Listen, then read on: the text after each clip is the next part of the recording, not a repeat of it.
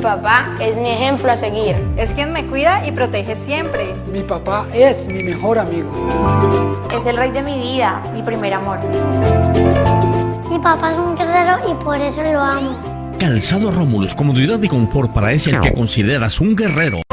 ACOGA, generadora de compromiso y confianza, promoviendo la inclusión, la integración, liderazgo y la participación del clúster de la gastronomía, la cultura y el turismo. ACOGA, Asociación Colombiana de Gastronomía.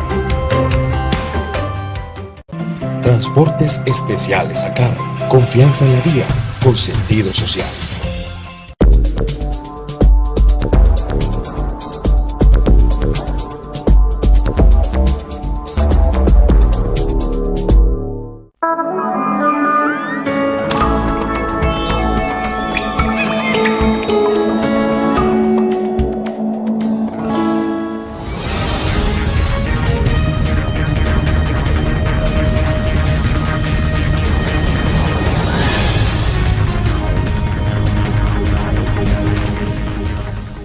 Amables televidentes, los saluda José Alberto Tejada Echeverry, presentándoles el programa institucional del Canal 2 informativo Nuestra Gente. Hoy me acompaña en el estudio en este primer momento Nelson Sánchez, magíster en Administración Pública, experto en temas de desarrollo local y regional y quien con frecuencia nos acompaña como panelista. Buenos días, Nelson. Buenos días, director, a usted, a la amable audiencia. Y aquí cumpliendo una nueva convocatoria para compartir nuestro análisis del acontecer político del país y del mundo. Estamos esperando que don Juan Manuel Garcés, quien es otro de los invitados frecuentes a nuestro programa, llegue en contados minutos. Él viene en el mío, en la ruta P37J. Lamentablemente nunca llega a tiempo la ruta, quiero decir. Pero ya lo vamos a recibir en contados minutos. Ya nos llamó a decirnos que venía suplicándole el carro, está tratando de empujar él mismo el mío. Muy bien, entremos en materia. El viernes anterior, el expresidente Álvaro Uribe Vélez, aquí en Cali, lanzó oficialmente la campaña de recolección de firmas llamando a la resistencia civil contra lo que él y el Centro Democrático, partido político que dirige, consideran es un golpe de Estado y un atentado a la institucionalidad del país en cuanto se refiere a la negociación que el actual gobierno está haciendo con las FARC en La Habana. De ese tema vamos a hablar. El presidente Juan Manuel Santos este fin de semana, en clara alusión a ese movimiento de resistencia civil que Álvaro Uribe comenzó el viernes anterior aquí en Cali, repito, le hizo unas declaraciones al periódico ABC de España en las que no insinúa, afirma que el expresidente Uribe incluso le hizo ofertas más elásticas, más generosas que las que su propio gobierno está planteando en la mesa de negociaciones con La Habana, y que no es cierto que el gobierno se esté entregando a las FARC, y que tampoco es cierto que se esté dando un golpe de Estado o que se esté violando la institucionalidad jurídica y política del país. Bueno, ya comenzaron las respuestas y las contrarrespuestas a este tema, y para comenzar, Nelson, voy a invitarlo a que escuchemos la lectura que el expresidente Álvaro Uribe Vélez hace de la carta con la que convoca a las firmas, a la firmatón, para invitar al no por la paz, a abortar este proceso. Entonces le pido a mi productor que por favor nos ponga la lectura que el propio expresidente hace de la carta convocatoria para entrar en materia. Nosotros también vamos a firmar esta proclama por la paz que queremos. El pueblo constituyente primario exige refrendar los acuerdos de La Habana punto a punto, de manera transparente y sin cambiar las mayorías legales de participación ciudadana. Pedimos que la Corte Constitucional modifique el plebiscito por la paz para que sea un mecanismo de refrendación que otorgue garantías y permita la expresión de la voluntad popular para decidir sobre cada uno de los asuntos negociados. Los acuerdos deben garantizar mínimos esenciales para la verdadera paz: justicia, verdad, reparación de las víctimas y garantías de no repetición. Deben contemplar cárcel para los culpables de crímenes de lesa humanidad y de narcotráfico, que no deben ser premiados con elegibilidad política. La impunidad total genera más violencia y crea riesgos de sostenibilidad a los acuerdos. Las FARC deben ser obligadas a entregar los bienes y recursos producto de sus actividades criminales para reparar a las víctimas. También deberán entregar las armas para ser destruidas. Las Fuerzas Armadas necesitan alivios y revisiones judiciales, sin impunidad y sin ser igualadas al narcoterrorismo. Ningún ciudadano colombiano podrá ser obligado a comparecer ante una justicia negociada con las FARC, con la que se pretende sustituir las instituciones colombianas. Ni el modelo económico, ni la política agraria, ni la de tierras, tampoco la lucha contra el narcotráfico deben negociarse con las FARC. El país sufre una crisis económica y social. Los empresarios están atrapados entre la asfixia de impuestos. Crece la desconfianza e incertidumbre. Las clases medias están estancadas y con riesgo de retroceso, y los ingresos populares se deterioran. El gobierno, en medio de su derroche y corrupción, solo amenaza con más impuestos sobre pretexto de la paz. Rechazamos que los acuerdos de La Habana sean incorporados a nuestra Constitución mediante el truco de un acuerdo especial humanitario. Nuestras firmas serán incorporadas en denuncias ante organismos internacionales y en una demanda de inconstitucionalidad del Acto Legislativo para la Paz, en la que rechazamos los atropellos y los poderes exorbitantes que se está arrogando el gobierno. Poderes con los que se pretende dar un golpe al Estado de Derecho y a la institucionalidad, dar un golpe a la soberanía popular para favorecer al grupo narcoterrorista FARC. Si el presidente Santos no puede darle a Colombia la paz que queremos y merecemos, exigimos su renuncia. Queremos una paz que dé tranquilidad a nuestra democracia y no concesiones al terrorismo. Concesiones que generen el riesgo de vivir la misma tragedia sufrida por la hermana Venezuela. En constancia, nosotros también vamos a firmar. Ahí tenemos, mi querido Nelson, esa es la carta leída por el expresidente Uribe el viernes anterior. Nosotros estuvimos allí, hicimos la entrevista. Ahora vamos a pasar dos de las preguntas que yo mismo le hice al expresidente Uribe sobre este tema que estamos abordando. Quiero pedirle que nos dé su primera opinión. Bueno, en primer lugar, director, permítame felicitarlo por esta pieza periodística que seguro va a ser histórica en términos de tomarla como referencia de la postura del Centro Democrático actualmente y también de cómo puede evolucionar hacia el futuro la dinámica de su comportamiento en la suscripción de los acuerdos y posteriormente a ellos. Bueno, aquí mientras escuchábamos la lectura de la carta del expresidente Uribe, le comentaba al director que el 50 o 60% de su contenido reflejaba un apoyo o unos acuerdos o una coincidencia en el enfoque programático en relación con el tema del manejo del conflicto, en el tema de la continuidad de la lucha contra el terrorismo y el narcotráfico, en términos de las penas y prisiones que deben de ser objeto quienes cometieron delitos de lesa humanidad o crímenes de guerra, etcétera, etcétera. Entonces pareciera de que hay un bloque de coincidencias y luego el presidente sí se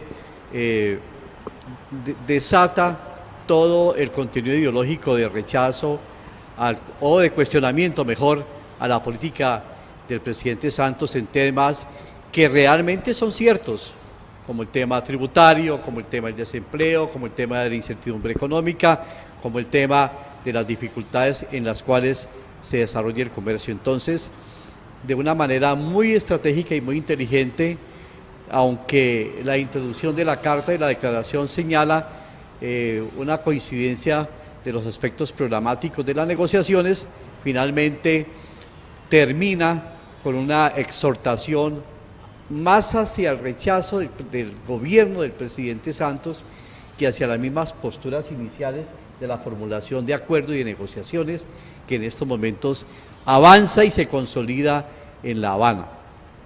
Bien, esa es como mi primera apreciación, director, que compartimos con los amables televidentes que en este momento nos acompañan. Ahora, de ahí en adelante, pues ya uno comienza a desprender otros análisis mucho más serios, en términos de que, bueno, lo que diría yo, director, es que aquí también hay una consolidación política en el marco del movimiento de opiniones que va a ser Centro Democrático y harán otras organizaciones políticas ya en el debate nacional sobre el tema, si apoyamos o no se apoyan, o si se respalda o no se respalda las decisiones finales del acuerdo o la suscripción de la política de paz que defina el presidente Santos y las FARC. Yo pienso que es un juego natural, es un juego político. Me parece muy interesante que lo haga. Me parece inclusive que genera una dinámica de opinión porque nos va a permitir a otros que consideramos que, a diferencia de ellos, tenemos una postura de poner al frente la necesidad de una paz duradera, obviamente una paz que permita cubrir a este país con un plan de rehabilitación, de reincorporación, un plan de reinserción y unos programas que alivien económicamente amplias zonas marginadas del país que justamente por la guerra de la insurgencia y por la guerra del paramilitarismo y por la guerra del narcotráfico y por la guerra de la BACRIM hoy tienen desplazada y diezmada buena parte del territorio nacional. Fíjese, Nelson, que al expresidente Uribe le preguntamos si él estaba o no dispuesto a sentarse con Timochenko, o mejor, ¿por qué no se había sentado con Timochenko? Y también le preguntamos qué sigue, si llega a ganar su convocatoria, ¿qué sigue? ¿La guerra? Y la respuesta de él es sintomática. No, ellos, según él, no están invitando al país a que se arme para continuar la guerra. Lo que quieren es replantear, así lo dice él. Hay que reorientar el proceso. Ahora, ¿qué significa reorientar el proceso? Esa es toda una discusión, pero está insistiendo en que quiere reorientar el proceso, ¿sí? Bueno, yo pienso que el país ha avanzado en la maduración del análisis del acontecer político. Hubo una coincidencia muy fatal, que lo estudiamos aquí en este programa, entre la declaración de resistencia civil oficializada por el Centro Democrático en las palabras del presidente Uribe y el paro nacional armado que se generó en más de 14 departamentos de influencia de las BACRIM y el paramilitarismo. Esa coincidencia histórica, director, no la podemos olvidar. O sea, de que tenemos un parlante abierto hablándonos de política y tenemos unas convocatorias militares que controlaron la economía de más de 14 departamentos con un saldo completamente crítico que nos permitió ver de que el país definitivamente tiene zonas que controla el paramilitarismo, el narcotráfico y las BACRIM. Y esa coincidencia entre la declaración de resistencia civil pública, abierta y legal hecha por el presidente Uribe, dejó esa estela preocupante, esa estela de terror, esa estela de respaldo, esa estela de coincidencia que el propio presidente Uribe no ha aclarado y el Centro Democrático no ha aclarado. Bueno, veamos dos de las preguntas que le hicimos al expresidente Uribe en el mismo evento en el que leyó la convocatoria a la campaña por la resistencia civil al acuerdo que se está negociando en La Habana entre el gobierno y las FARC. ¿Por qué no acepta sentarse con Timochenko y hablar allá en la mesa, a que se discutan tú a tú, de cara a cara? Te voy a decir esto.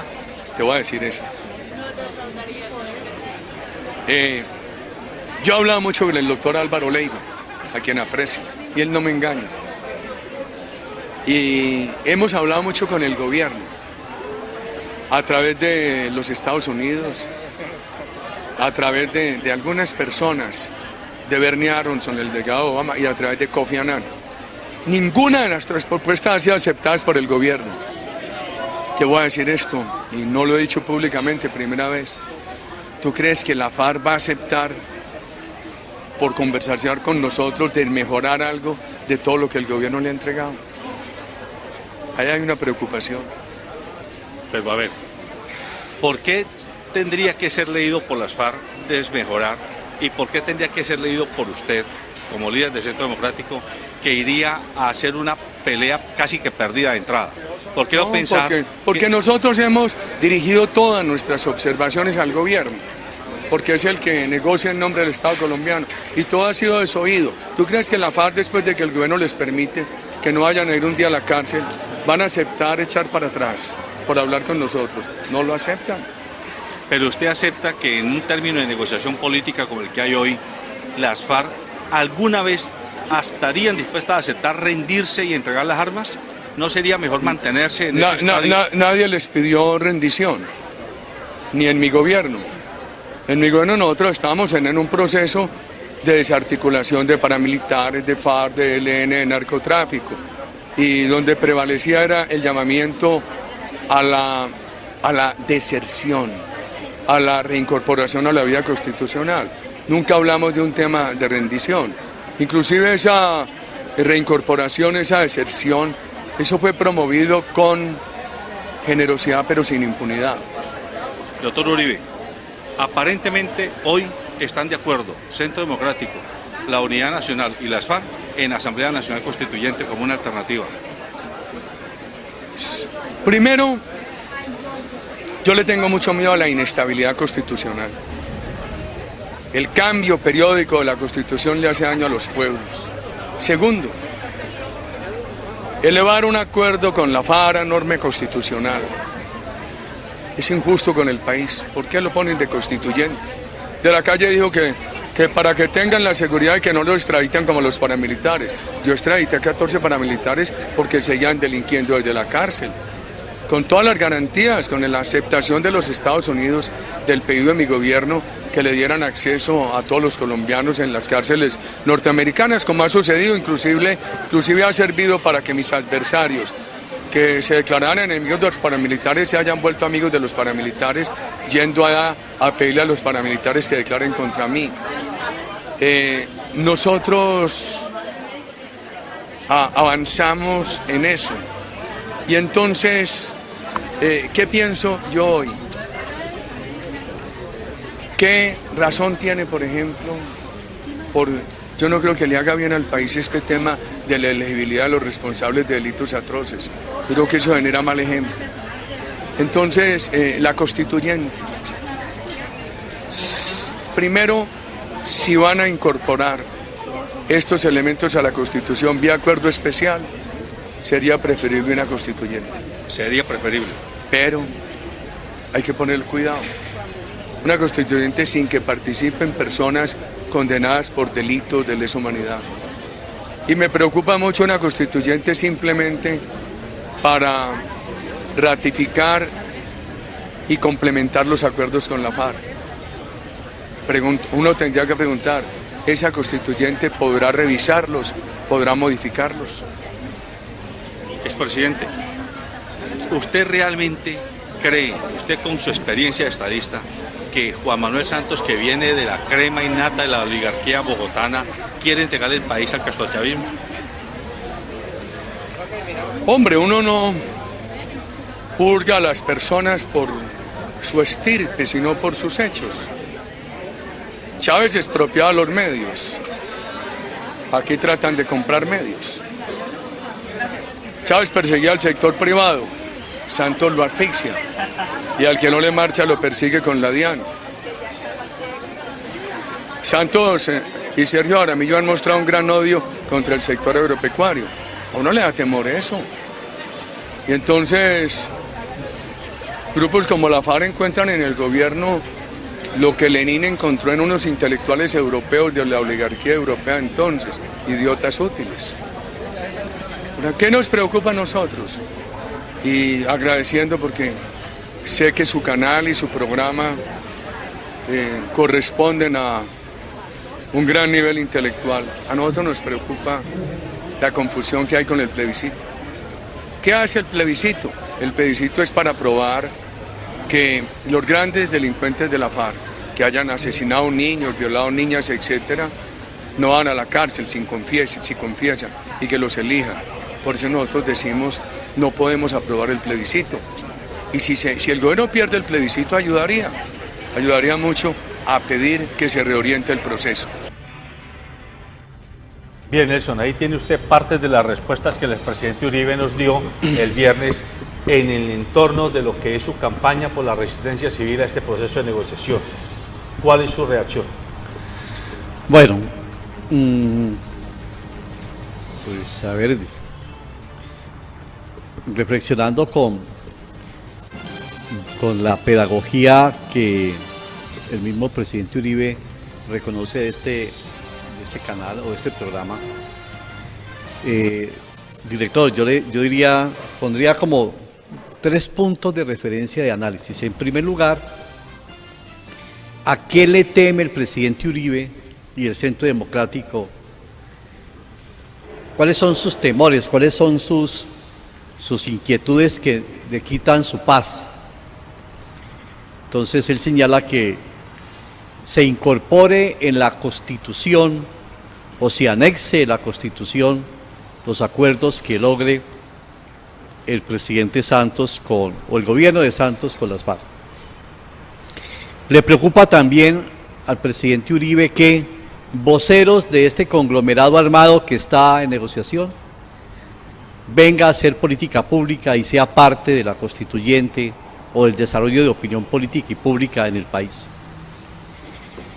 Y le preocupa al presidente Uribe todo el tema de justicia transicional, porque obviamente aquí lo hemos estudiado con pedagogía. ¿Qué es la justicia transicional? ¿Y cuál es el marco de diferencia entre este proceso y el proceso de negociación que adelantó el presidente Uribe con las fuerzas paramilitares, los líderes paramilitares, los responsables de crímenes de guerra, los paramilitares, los violadores de los derechos humanos de los paramilitares, los líderes de las masacres que adelantaron los paramilitares, y que finalmente, en acuerdo del presidente Uribe con esos líderes, muchos de ellos lograron la sanación del Estado, representado en el acuerdo de reincorporación con el presidente Uribe. Entonces aquí lo que tenemos los colombianos es un interesante episodio de nuestra vida para comparar. Y aunque dicen que tedioso es comparar, la comparación también es un método científico. La observación es un método científico. Y qué interesante es para el desarrollo del posconflicto, al punto de que este proceso que se desarrolla en Colombia se ha convertido en un observatorio internacional. No hay conflicto en el mundo que no tome como referencia lo que está sucediendo en nuestro país y cuál va a ser consecuentemente el plan de reincorporación, tanto en el tema de orden político, de participación política, de reincorporación de estas fuerzas insurgentes, qué va a pasar con sus líderes, qué va a pasar obviamente con los responsables de crímenes de lesa humanidad o crímenes de guerra, y qué va a pasar obviamente con los territorios en donde ellos controlaban o seguirán controlando o aspirarán tener control económico y político. Muy bien, saludamos a Juan Manuel Garcés, que finalmente ya lo trajo el mío, afortunadamente lo trajo hasta aquí, hasta la puerta del canal, hizo una excepción. Juan Manuel, le contaba aquí a Nelson y a nuestros televidentes e internautas que el viernes pasado el Canal 2 estuvo presente en el acto en el cual el expresidente Uribe lanzó oficialmente la convocatoria al movimiento de resistencia civil y a la firmatón por el no al proceso de negociación actual que está haciendo el gobierno con las FARC. Tuvimos la oportunidad de entrevistarlo, de escuchar en vivo y en directo sus planteamientos, y en síntesis él se mantiene en que no está haciendo una invitación a la guerra, que su propuesta no es invitar a acabar el proceso de paz para que reiniciemos la guerra, sino a un proceso de reorientación de los acuerdos. Usted, con sus análisis, con el análisis, el análisis de contexto que tiene, denos la lectura de lo que significa este movimiento que ya prendió marcha desde el viernes anterior. Bueno, parte de los problemas de este país y de los más graves es siempre estar en la dialéctica Uribe-Santos. Eso nos tiene bastante fregados en este país, como si fueran las dos únicas opciones y todos los referentes tenían que estar. Y el otro referente es qué está pasando en Venezuela. La gente no se fija qué está pasando en Colombia, sino qué está pasando en Venezuela. Entonces, esos dos desenfoques nos tienen bastante fregados en este país. En cuanto al expresidente Uribe, pues es un resentido de un tamaño fuera de concurso. Realmente en semana último número sale el video claramente, Daniel Coronel lo saca, en que él hace declaraciones de que a las FARC hay que exculparlos, quitarles la culpa para hacer la negociación. Eso es del 2006, el video. Entonces, ese doble juego de Uribe en la presidencia buscando negociar con las FARC, con Acosta al respecto, y ahora que no está en la presidencia criticando a Santos porque tiende la negociación, pues ese es un doble juego bastante feo en un expresidente. Lo otro es que no se fijan en los problemas del país, en la crítica a las políticas económicas y sociales, sino que se fijan es qué está pasando en La Habana. La gente está en un despiste muy bárbaro. Aquí en Cali tenemos miles de problemas en todo el país, el paro nacional, los campesinos, los indígenas, los camioneros, bueno, por todo lado, y la gente focalizada en una paz que primero no es la paz. Puede ser la negociación o un acuerdo entre las FARC y el gobierno nacional. Sí. Segundo, parece que es un acuerdo más de exculpación de élites. Élite del ejército exculpada, élite de las FARC exculpada, y entonces, es decir, la legitimidad del acuerdo en los términos en que lo está planteando el presidente Santos es cuestionable, pero el ataque de Uribe es todavía más cuestionable. Es decir, la reorientación que plantea el presidente Uribe haciendo resistencia civil, si a él era que había que hacerle resistencia civil los 8 años de gobierno, de modo que esto es una especie de descaro del centro democrático, pero pues ellos son así, es puro resentimiento, pura apelación a la violencia, pero ahí no hay ninguna moción civil de defensa de la ciudadanía, ni nada de eso. Con narcoparamilitares, con 40 senadores y representantes presos por narcoparapolítica, y todos los cercanos al presidente, asesores, secretario privado, secretario general, etcétera. ¿Qué tiene que hablar el presidente Uribe? Porque es el que menos tiene boca para hablar. Entonces esto es un descaro realmente la posición del uribismo. Oiga, usted que hace referencia a la revista Semana, también en la revista Semana el expresidente Uribe dice textualmente: el único de mi gobierno que debiera estar en la cárcel es Juan Manuel Santos. Así lo dijo. ¿Sí? Entonces, para seguir con la dialéctica Uribe-Santos de confrontación, pero hay un tema, y yo aquí quiero mojarme. Dije aquí desde hace ya varios meses que en mi opinión es así como es preferible tener a Iván Márquez y a Timochenko hablando y participando de escenarios políticos, es preferible a Uribe dando la cara para promover a un grupo de la población a que haga resistencia civil y no a que estén haciendo trabajo de zapa por debajo de la mesa, haciéndolo como históricamente ha pasado en nuestro país. ¿Y quién dijo que no jugaba doble? Eso que los 12 apóstoles no seguían jugando, que el narcoparamilitarismo no está vivo, y las BACRIN. A ver, entonces, ¿usted cómo ve? Bueno, yo ya había hecho referencia al tema, pero quiero tomar los comentarios del doctor Garcés. Me complace compartir contigo, hacía rato no nos Mucho gusto, coincidíamos. sí, hacía rato no. Sobre todo insistir en la metodología pedagógica de comprensión de los problemas políticos. Porque si nosotros dejamos que la opinión corra simplemente en la vehemencia, en el discurso, pues podemos terminar también polarizados y perdemos la objetividad de examinar cuál es el fondo y qué es lo que pretende en el fondo este conglomerado que se nuclea en torno a Centro Democrático. Y vimos a la doctora Susana Correa, ¿cierto? Y otros personajes que Colombia y Cali los conoce. Colombia y Cali los conoce, o los conocemos. Hemos sido víctimas de sus incoherencias y de sus intereses en el desarrollo de los destinos del país. Entonces quiero hacer referencia al tema que plantea el doctor Garcés. Podría ser un tema emocional de resentimiento, pero quiero insistir más en el fondo, es decir, qué es lo que representa ese conglomerado de Centro Democrático, qué es lo que representa. Y yo comentaba antes que tú llegaras, Juan Manuel, de que aquí también hay es polarizar una opinión para él protegerse justamente de lo que tú señalabas de su gestión en la administración de una parte del conflicto que tuvimos nosotros y que aún tenemos nosotros. Y en eso queremos aportar, director, a la opinión pública. Es que aquí tenemos conflictos armados, regentados, protegidos y negociados por líderes como el caso del presidente Uribe.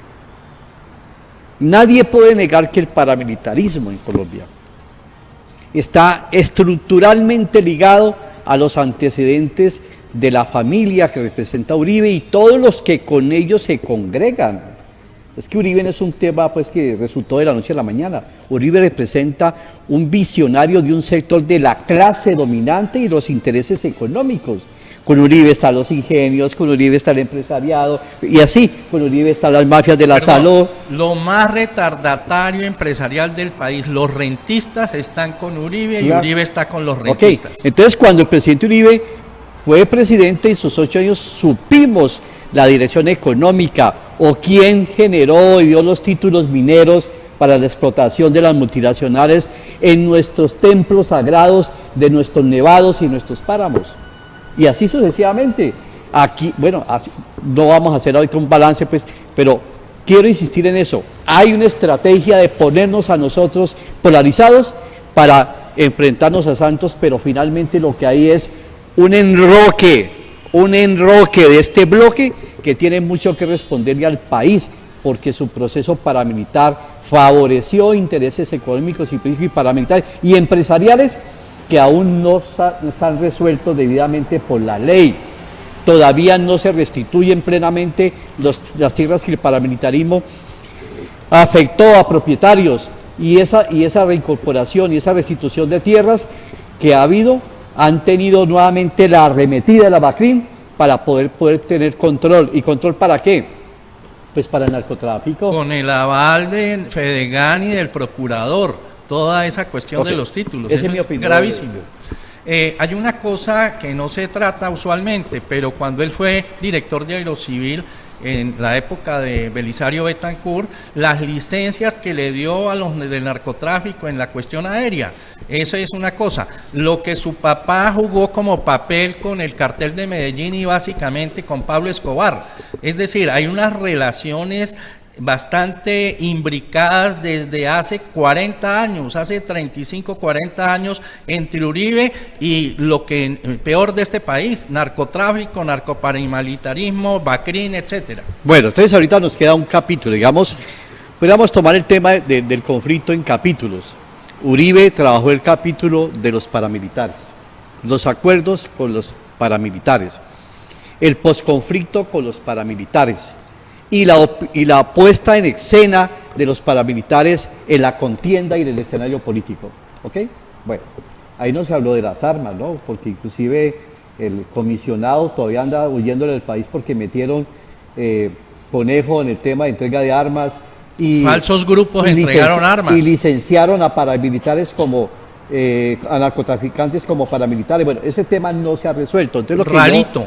Yo insisto para que sigamos esa ruta, director, pedagógicamente es sigamos comparando. Bueno, entonces, en esta misma línea de clarificación o de proponer elementos para que la opinión pública tenga más claridad sobre los temas, hoy también ya se conoce la posición oficial de las FARC en torno al mecanismo de refrendación de los acuerdos.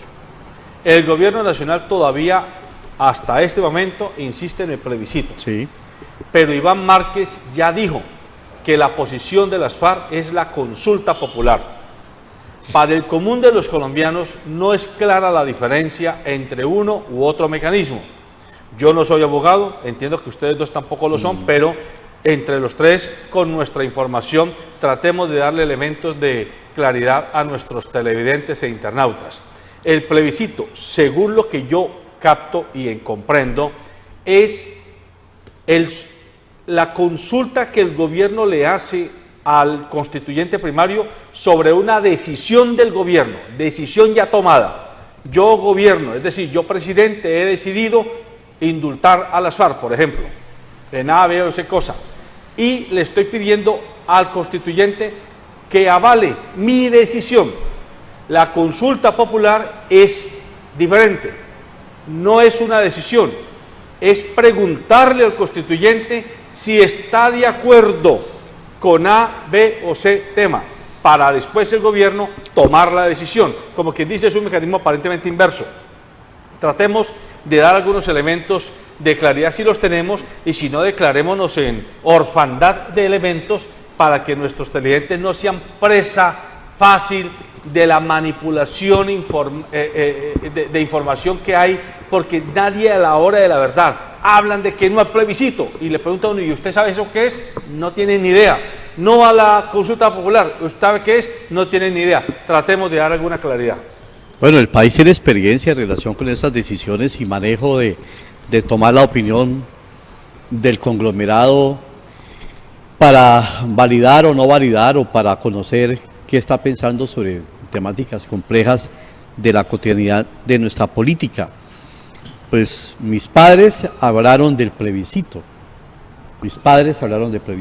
mi abuela que me crió me contaba cómo fue el plebiscito, mi mamá también me alcanzó a decir de que por el plebiscito lograron. Entonces yo entiendo que el plebiscito, y por lo que he estudiado actualmente, es convocar.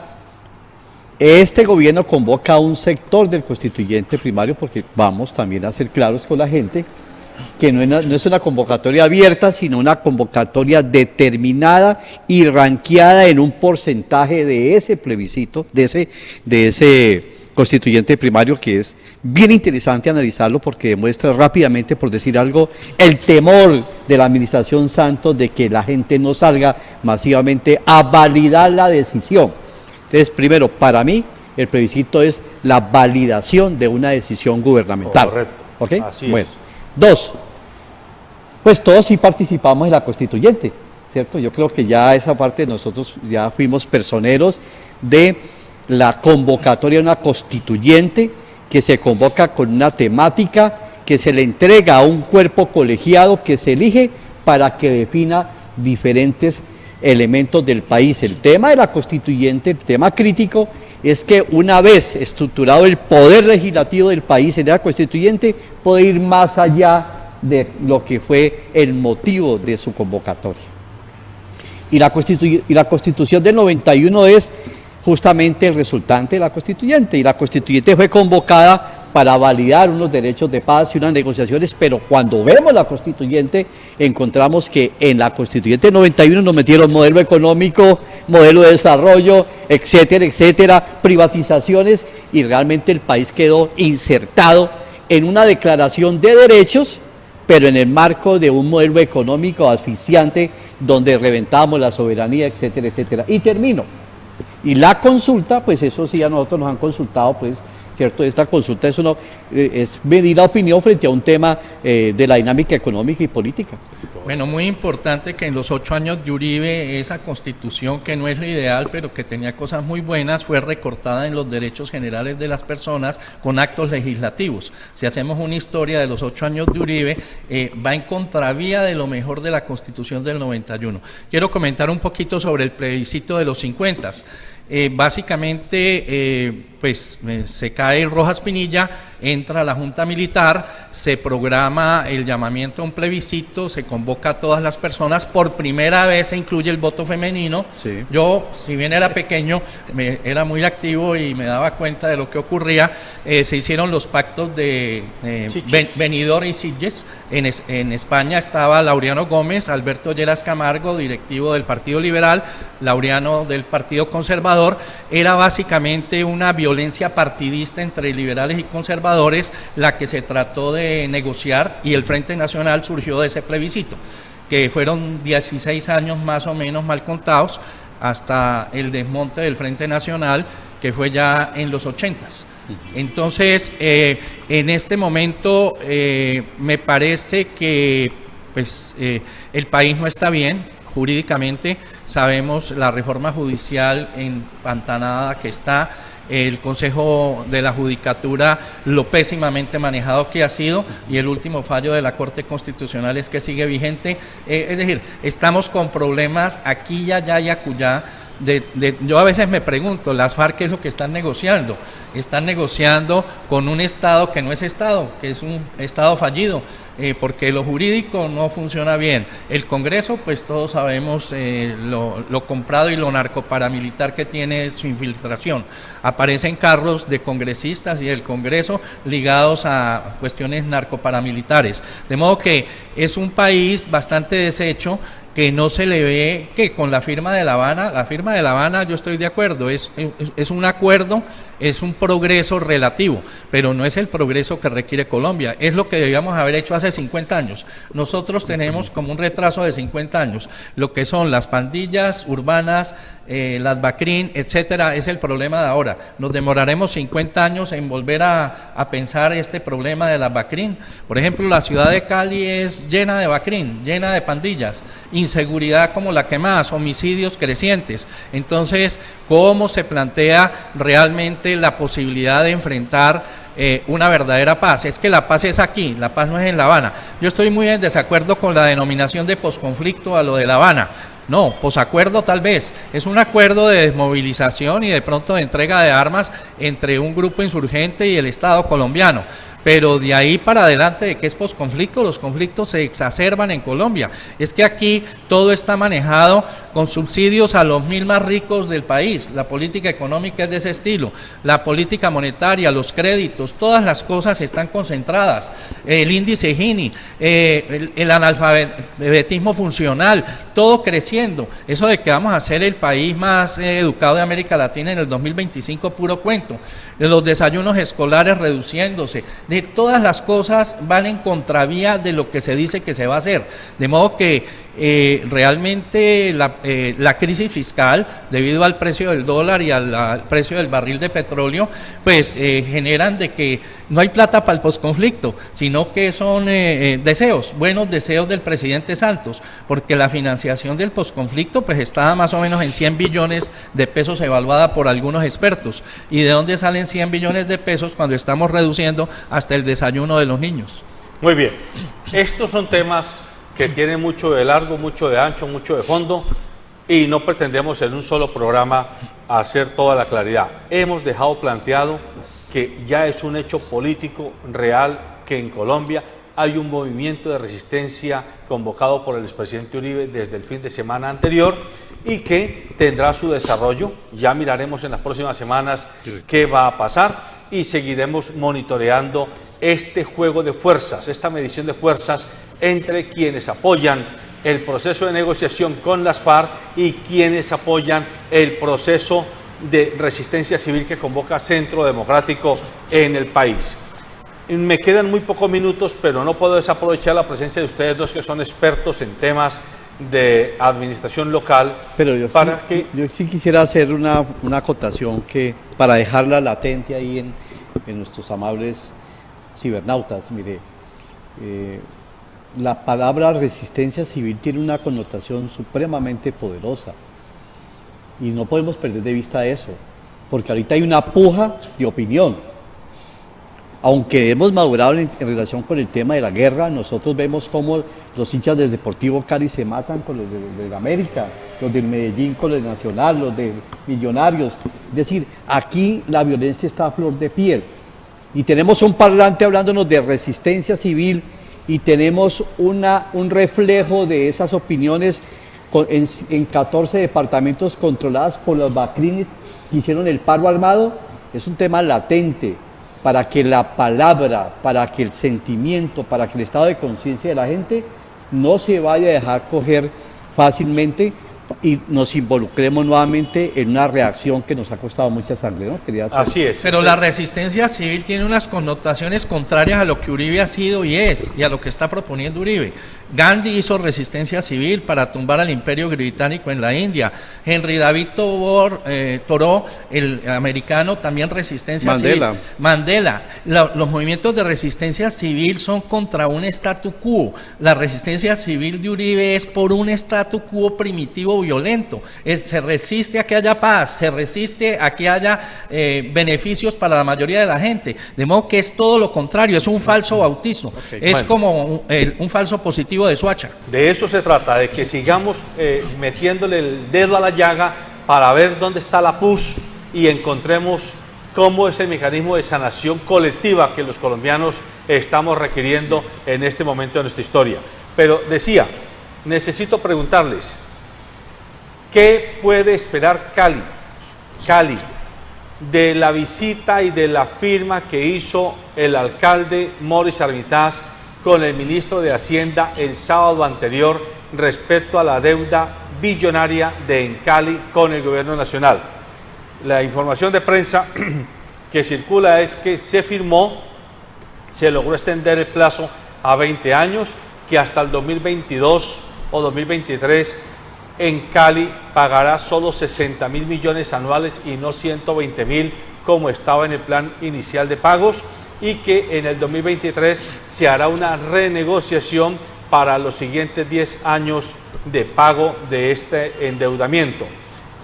Pero al mismo tiempo que se está anunciando esto, también se está planteando por parte de muchos miembros del Consejo Municipal que definitivamente lo que le espera en Cali es que ya no le dé más dilación a la escisión de Telco, o sea, del componente de telecomunicaciones, o a la venta del componente de telecomunicaciones, para que no siga afectando la unidad de caja de la empresa. Esas dos preguntas para que ustedes me las respondan en estos minutos. Bueno, no conozco el detalle, sino la noticia de prensa. Mauricio Cárdenas vino y ha aliviado un poco el debido cobrar que había contra la empresa. Eso alivia un poco las finanzas de la empresa, pero no resuelve los problemas fundamentales de la empresa. Los problemas fundamentales de la empresa tienen que ver con redes internas de robo que no han sido detectadas. No sé, la gerente, la doctora Arango, supone que el problema de los robos es un problema de la Fiscalía, pero las auditorías internas y las interventorías internas es como si no existieran. Ella no enfrenta ninguno de los problemas centrales de las redes internas que se han robado en Cali.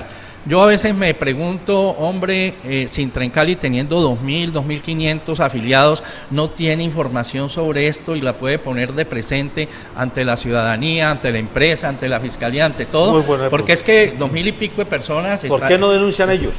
¿Por qué no sale de Sintra en Cali una protesta clara, con nombres propios, con hipótesis, con probabilidad de que por ahí es el robo? Porque es que en una empresa que tiene cerca de 4.000 empleados, tener más de la mitad el sindicato, pues que aparentemente está en contra del robo y toda esa cosa, debería funcionar denuncias, cosas concretas en ese sentido, más allá de que todos los funcionarios del nivel directivo deberían tener alguna percepción al respecto, incluido pues Nicolás Orejuela, que fue secretario general y que parece que renunció por algunos malos manejos que vio adentro y que no quiso enfrentar en su momento en la época de Óscar Pardo y de Zafra Roldán. Bueno, yo voy a referirme inicialmente al tema de la deuda.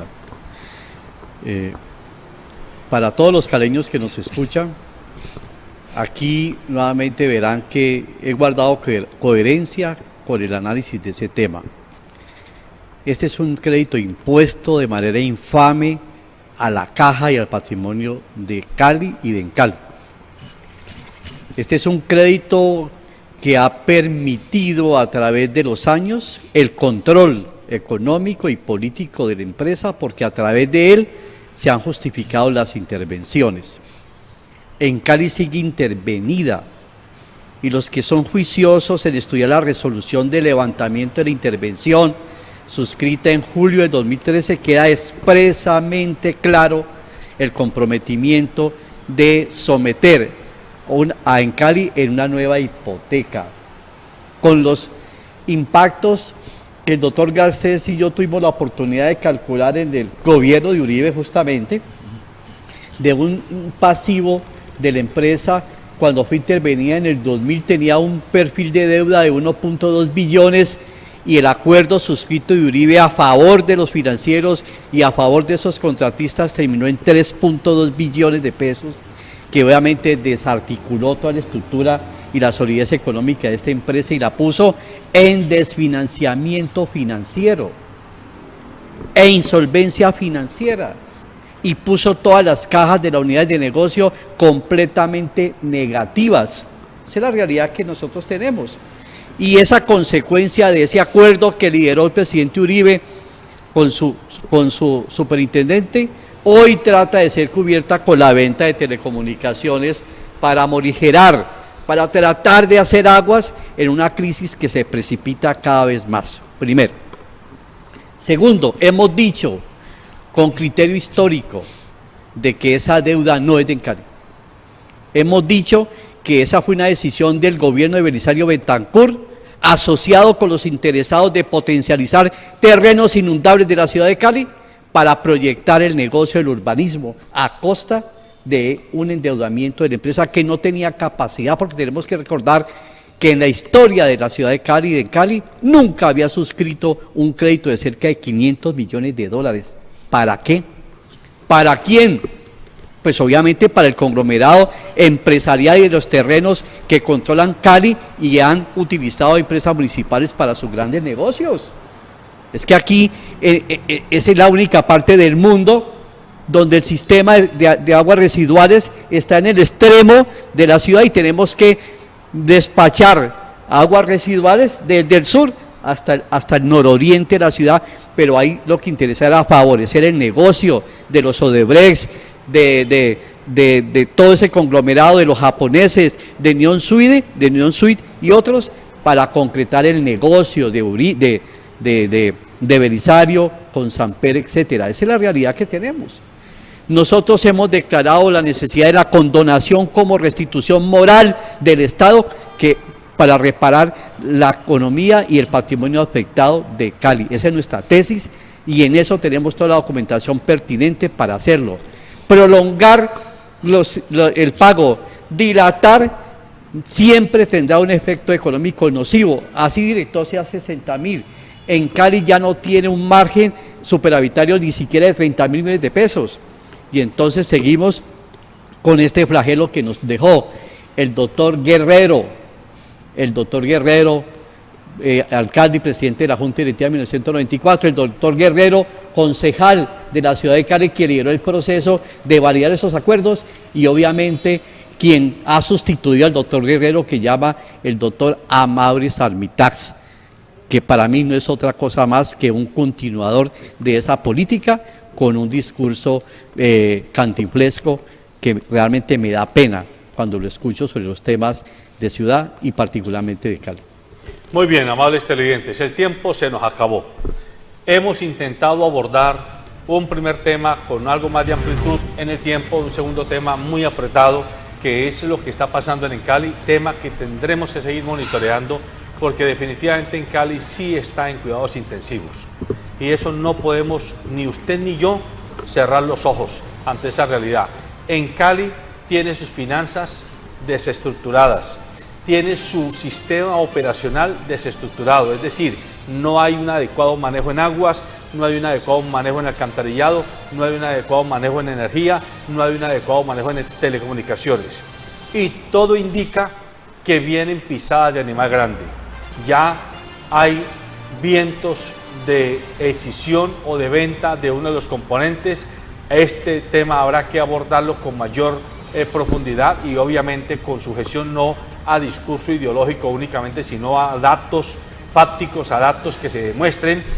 En EPM, que tenía en su componente de telecomunicaciones a UNE, pues finalmente lo que hizo fue que cogió a UNE, lo unió contigo y ambas unidades las negoció, o mejor, las separó y trajo un inversionista francés, ¿cómo se llama? Millicom de Francia, para que sea el accionista que participe del componente de telecomunicaciones de EPM. Y ya el Consejo de Bogotá le aprobó al alcalde Peñalosa que venda la ETB, es decir, la empresa de telecomunicaciones de Bogotá. Durante algún tiempo sabemos que la alcaldía de Cali estuvo haciendo acercamientos con ETB para mirar cómo ETB y Telecomunicaciones de Cali podían hacer un trabajo de alianza, un trabajo de sociedad conjunta. Eso pues obviamente ahora ya no tiene procedimiento a seguir. ¿Qué va a pasar con Cali Telecomunicaciones? ¿Qué va a pasar con una unidad que tenía 550.000 suscriptores hace 4 años y que hoy tiene 200.000 suscriptores en líneas de telefonía? Una componente de telecomunicaciones que no ha logrado despegar el servicio de televisión, no por falta de tecnología, sino por falta de mercadeo, de gestión comercial. ¿Qué pasa allí? Son grandes interrogantes. ¿Es una decisión política que no se promueva el componente de telecomunicaciones o es que hay definitivamente otro tipo de impedimentos que no conocemos los ciudadanos? Esos temas hay que ponerles cuidado. Además, a usted y a mí nos toca pagar energía todos los días más cara porque en Cali compra energía para revendérnosla a nosotros, puesto que en Cali ya no tiene propiedad en ninguna generadora de energía eléctrica, salvo una pequeña participación en EPSA. Y en Cali tiene un problema de colapso en el sistema de alcantarillado. La prueba es que la semana pasada hubo un aguacero intenso, o mejor, 2 aguaceros intensos en Cali, y Cali parecía una piscina total, porque su sistema de drenaje está absolutamente obsoleto. Hay que ponerse las pilas. Estos problemas no son de los políticos, estos problemas son de los políticos, de los gobernantes, de los contratistas y de usted y de mí, porque si usted actúa y yo actúo, es posible que detengamos corrupciones, malas decisiones y malos manejos en el erario público. Buenos días.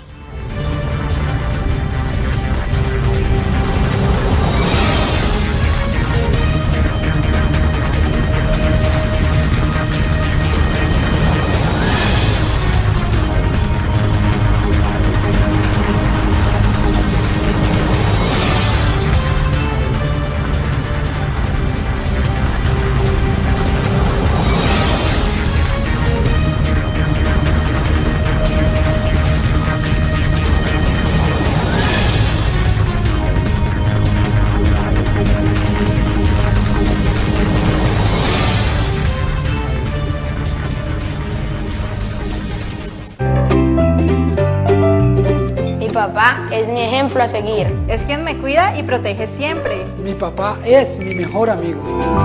Es el rey de mi vida, mi primer amor.